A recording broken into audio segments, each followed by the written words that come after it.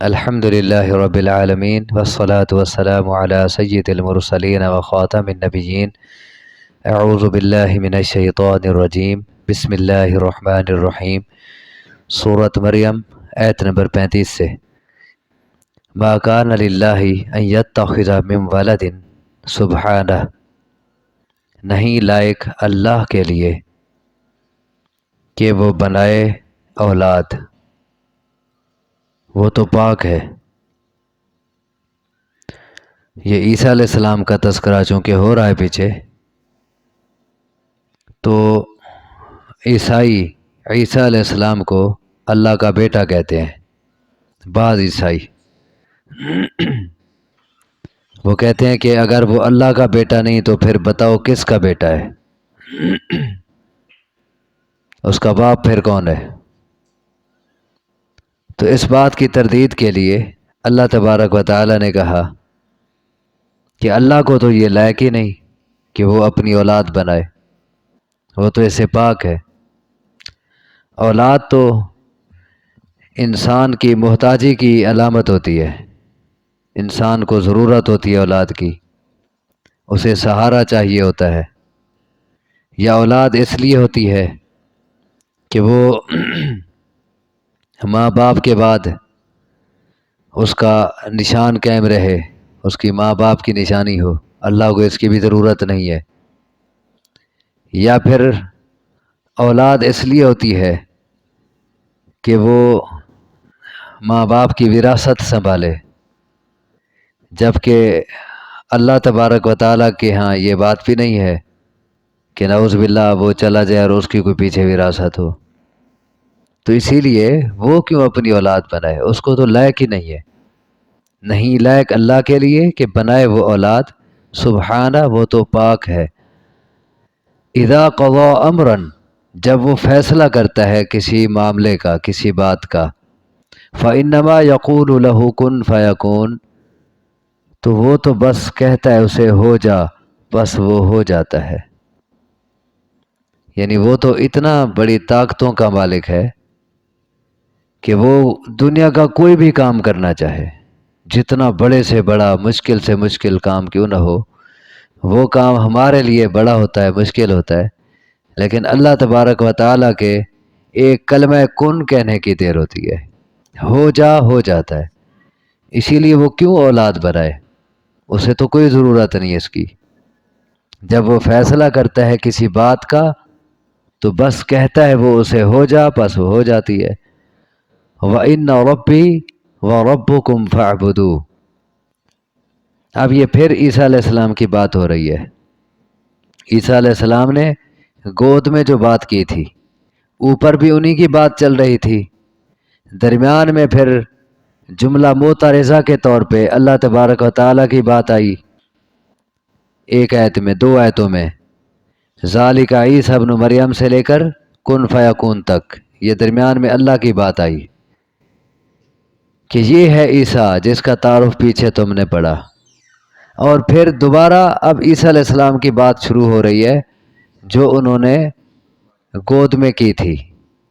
کہا وَإِنَّ اللَّهَ رَبِّي وَرَبُّكُمْ فَاعْبُدُوهُ، اور بے شک اللہ میرا رب ہے اور تمہارا رب ہے، بس اسی کی عبادت کرو۔ یعنی میں رب نہیں ہوں، میں معبود نہیں ہوں، بلکہ تمہارا معبود بھی اللہ ہے، میرا معبود بھی اللہ ہے۔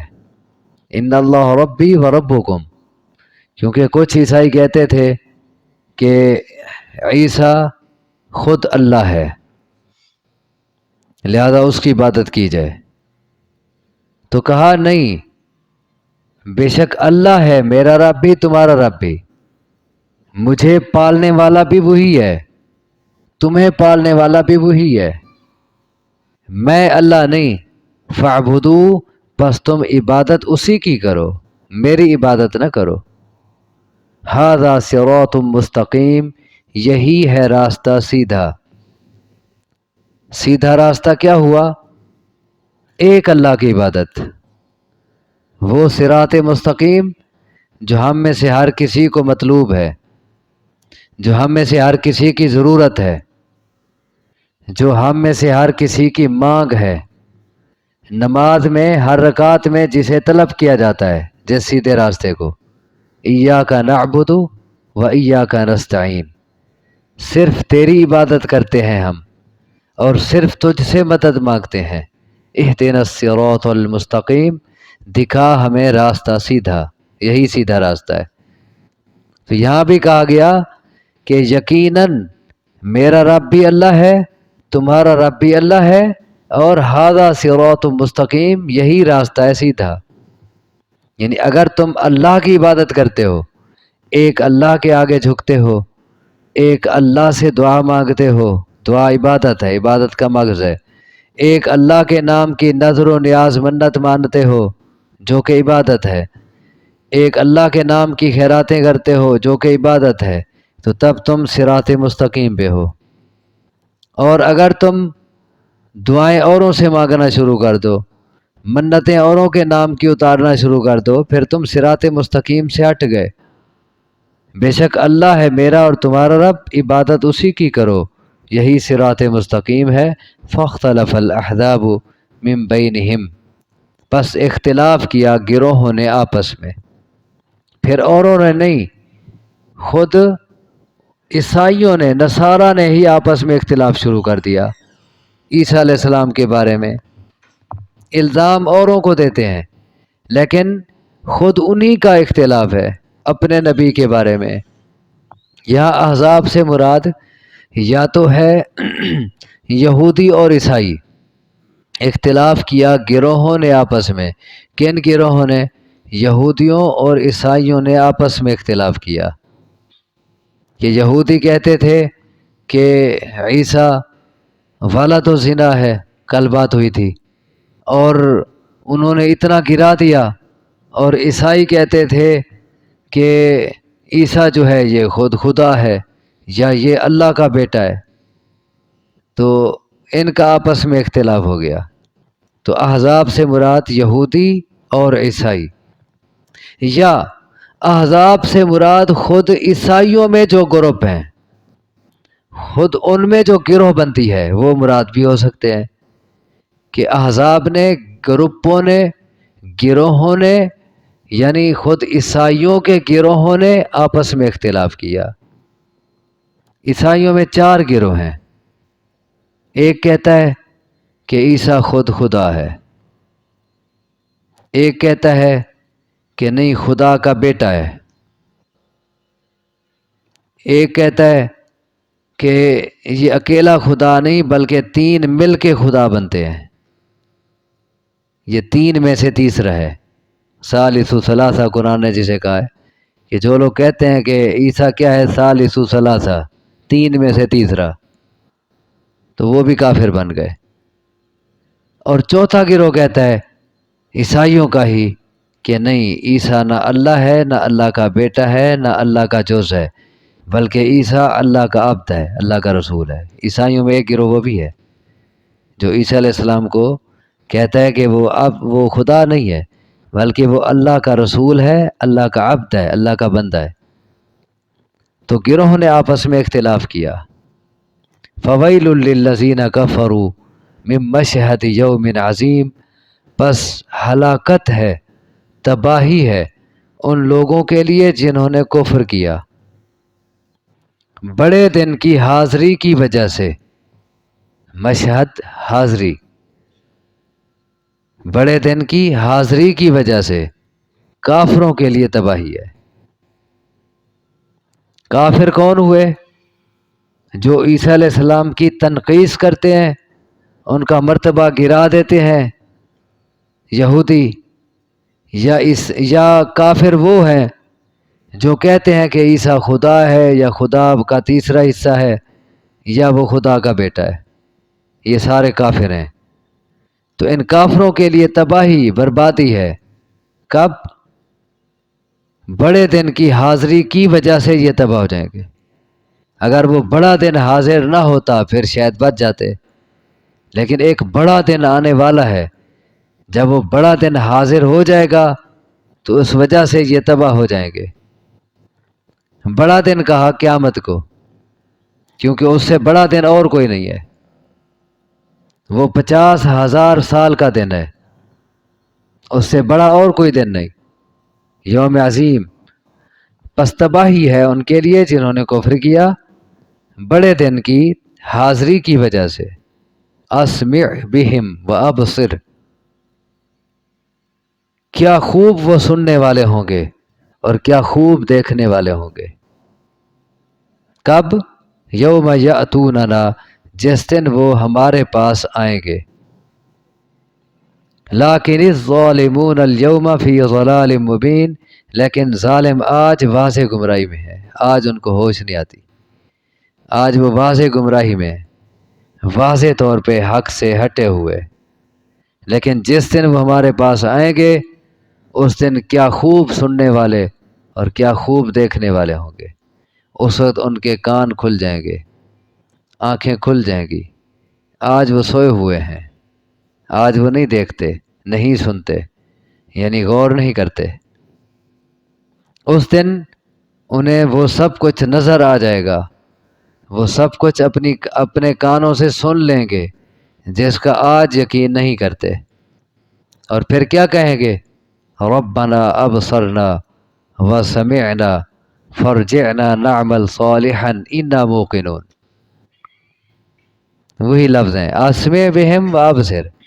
اللہ کہتا ہے جس دن ہمارے پاس آئیں گے، اسمع بہم، کتنا زیادہ سماعت ہوگی ان کی، و ابصر، اور کتنا زیادہ ان کی بصارت ہوگی، کیا خوب سنیں گے، کیا خوب دیکھ لیں گے۔ اور پھر سن دیکھ کے کیا کہیں گے؟ ربنا ابصرنا وسمعنا، اے ہمارے رب ہم نے دیکھ لیا اور ہم نے سن لیا۔ فرجعنا نعمل صالحا، اب ہمیں ایک بار واپس بھیج دے، اب ہم نیک کام کریں گے، اب تیری توحید کو اپنائیں گے، کوئی عیسیٰ کو تیرا بیٹا نہیں کہیں گے، معبود نہیں کہیں گے، تیری عبادت کریں گے، نمازیں پڑھیں گے، اور جن جن کاموں میں ہم کوتاہی کرتے تھے اب نہیں کریں گے۔ فرجعنا نعمل صالحا، اب ہمیں واپس بھیج دے، ہم نے سن لیا دیکھ لیا، واپس بھیج دے، ہم نیک عمل کریں۔ انا موقنون، یقیناً بے شک اب ہمیں یقین آ گیا ہے۔ اللہ تبارک و تعالیٰ کہیں گے نہیں، اب نہیں۔ کیا میں نے تمہیں اتنا زندگی نہیں دی تھی جس میں کوئی نصیحت لینے والا نصیحت لے سکتا تھا، جس میں کوئی ہوش کرنے والا ہوش میں آ سکتا تھا؟ اب تو وقت گزر گیا، اسی لیے آگے کہا گیا وَأَنذِرْهُمْ يَوْمَ الْحَسْرَةِ، آپ انہیں ڈرائیں حسرت کے دن سے۔ حسرت کا دن، قیامت کے دن کو حسرت کا دن کہا گیا ہے، افسوس کا دن ہے وہ۔ اِذْ قُضِیَ الْأَمْرُ، اور ڈرائیں آپ ان کو حسرت کے دن سے جب فیصلہ چکا دیا جائے گا۔ الامر، ہر معاملے کا، ہر بات کا، ہر بات کا فیصلہ کر دیا جائے گا۔ وہ افسوس کا دن ہے، حسرت کا دن ہے، اس دن سے آپ انہیں ڈرائیں۔ دیکھیں دنیا میں چانس ہے، دنیا میں انسان سنبھل سکتا ہے، لیکن اس وقت چانس ختم ہو جائے گا، اس وقت پھر افسوس ہی افسوس ہوگا، ندامت ہی ندامت ہوگی۔ کافروں کو تو ندامت اور حسرت ہوگی ہی، جو مومن ہے وہ چونکہ حسرت کا دن ہے، وہ ہر کسی کے لیے حسرت کا دن ہوگا، وہ مومن بھی اس دن حسرت کریں گے، افسوس کریں گے۔ وہ کیا افسوس ہوگا ان کا؟ کاش کہ ہم اس سے بھی زیادہ بہتر انداز میں زندگی گزارتے، جیسی زندگی ہم نے گزاری ہے اس سے بھی بہتر انداز کی زندگی گزارتے، اس سے بھی اور زیادہ اچھا کرتے۔ ہم نے کتنا وقت ضائع کیے، کتنا ہم نے کوتاہیاں کی، کتنا ہم نے اپنے ہاتھ سے موقع گنوا دیے، کتنا نیکیوں کے ہمیں موقع ملے تھے، کاش کہ ہم کر لیتے۔ آج تو بڑے بڑے انعام مل رہے ہیں نیکیوں پہ، آج تو جو وقت اچھا گزرا اس کی بڑی قدر ہو رہی ہے، کاش اس سے بہتر کرتے ہم۔ یہ ایماندار بھی افسوس کریں گے، کافروں کو تو افسوس ہوگا ہی۔ اور یہ ایسے ہی ہے جیسے دنیا میں اگر کوئی چانس کسی کے ہاتھ سے نکل جائے، مثلا ایک آدمی نے کوئی ڈگری لینی تھی، محنت کی، کوشش کی، لیکن وہ 1 نمبر سے رہ گیا، کتنا افسوس ہوا، ڈگری رہ گئی۔ یا کسی کی کوئی ٹرین پہ جانا ہو، کوئی ہوائی جہاز پہ جانا ہو اور ہوائی جہاز نکل جائے، ٹرین نکل جائے تو کتنا افسوس ہوتا ہے۔ ٹکٹ لے چکے ہیں، ایمرجنسی پہنچنا تھا، شریک ہونا تھا کسی میٹنگ میں، یا کوئی ایمرجنسی کام تھا، لیکن رہ گئے۔ جیسے دنیا میں موقع رہ جاتے ہیں نا، انسان پھر افسوس کرتا ہے کہ ہو چانس ہاتھ سے نکل گیا۔ تو دنیا میں پھر بھی دوبارہ ہو سکتا ہے، لیکن وہ تو ایسا دن ہے کہ اس میں پھر واپسی نہیں، پھر دوبارہ نہیں ہو سکے گا۔ وہ ایسا چانس ہے کہ ہاتھ سے نکل گیا تو بس نکل گیا، پھر حسرت ہی حسرت ہوگی۔ فرمائے اس دن سے ڈرائیں ان کو، ڈرائیں ان کو حسرت کے دن سے، جب فیصلہ کر دیا جائے گا معاملے کا، ہر معاملے کا فیصلہ ہو جائے گا۔ وَهُمْ فِي غَفْلَةٍ وَهُمْ لَا يُؤْمِنُونَ، اور وہ لوگ غفلت میں ہیں اور وہ ایمان نہیں لاتے۔ اس دن افسوس کریں گے، حسرت کا دن ہوگا، لیکن اب وَهُمْ فِي غَفْلَةٍ، وہ غفلت میں ہے، بے پرواہی کی زندگی بسر کر رہے ہیں اور ایمان نہیں لا رہے۔ صحیح بخاری کی روایت ہے، رسول اللہ صلی اللہ علیہ وسلم نے فرمایا قیامت کے دن موت کو ایک سفید و سیاہ مینڈھے کی شکل میں لایا جائے گا۔ اعلان کرنے والا اعلان کرے گا، اے جنتیو، جنتی سر اٹھائیں گے اور دیکھیں گے، انہیں کہا جائے گا کہ اسے جانتے ہو؟ وہ کہیں گے ہاں یہ موت ہے، اور سارے اس کو دیکھ لیں گے۔ پھر کہا جائے گا اے جہنمیو، وہ سر اٹھائیں گے، پتہ نہیں کوئی نئی بات آ رہی ہے، پتہ نہیں تخفیف مل رہی ہے، کیا ہو رہا ہے، سر اٹھا کے دیکھیں گے۔ ان سے پوچھا جائے گا اسے جانتے ہو اس مینڈھے کو؟ وہ کہیں گے ہاں یہ موت ہے۔ جب سارے دیکھ رہے ہوں گے، جنتی بھی جہنمی بھی، تو اس مینڈھے کو ذبح کر دیا جائے گا، یعنی موت کا ذبح ہو جائے گا، موت ختم ہو جائے گی۔ اور پھر موت کے ذبح ہوتے ہی، ختم ہوتے ہی کہا جائے گا کہ جنتیوں تم نے ہمیشہ رہنا ہے، آج کے بعد تم پہ موت نہیں، اور جہنمیوں تم بھی اسی حال میں ہمیشہ رہو گے، تم پہ بھی موت نہیں۔ اور پھر یہ حدیث بیان کر کے آپ صلی اللہ علیہ وسلم نے یہی آیت پڑھی، وَأَنذِرْهُمْ يَوْمَ الْحَسْرَةِ، یہ حسرت کا دن ہے۔ اس دن جو حسرت ہوگی، جو افسوس ہوگا، اس جیسا افسوس پہلے کبھی نہیں ہوا ہوگا۔ آپ ان کو ڈرائیں حسرت کے دن سے، جب معاملے کا فیصلہ کر دیا جائے گا، حتمی فیصلہ ہو جائے گا۔ وَهُمْ فِي غَفْلَةٍ وَهُمْ لَا يُؤْمِنُونَ، جبکہ اب لوگ غفلت میں ہیں، ایمان نہیں لا رہے۔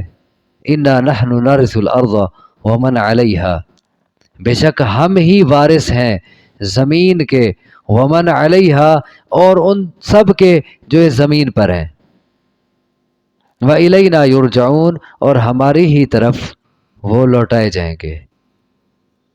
تو اسی لیے جب وارث ہم ہیں تو کوئی ہمارا بیٹا نہیں ہے، ورنہ بیٹا ہو تو وہ تو وہی وارث بنتا ہے، ماں باپ چلے جاتے ہیں، پیچھے اولاد وارث بنتی ہے، اور ادھر تو ہم ہی وارث ہیں، سارے ختم ہو جائیں گے، ہم باقی ہوں گے۔ وارث ہم ہیں زمین کے بھی، اور زمین پر جو کچھ ہے اس کے بھی، ہم وارث ہیں۔ کیا مطلب ہے؟ یعنی ہم باقی رہیں گے، باقی سب ختم ہو جائیں گے۔ وَإِلَيْنَا يُرْجَعُونَ، اور پھر ہماری ہی طرف واپسی ہوگی، سب کی لوٹائے جائیں گے۔ اللہ سے دعا ہے مجھے آپ کو سمجھنے کی، عمل کی توفیق عطا فرمائے۔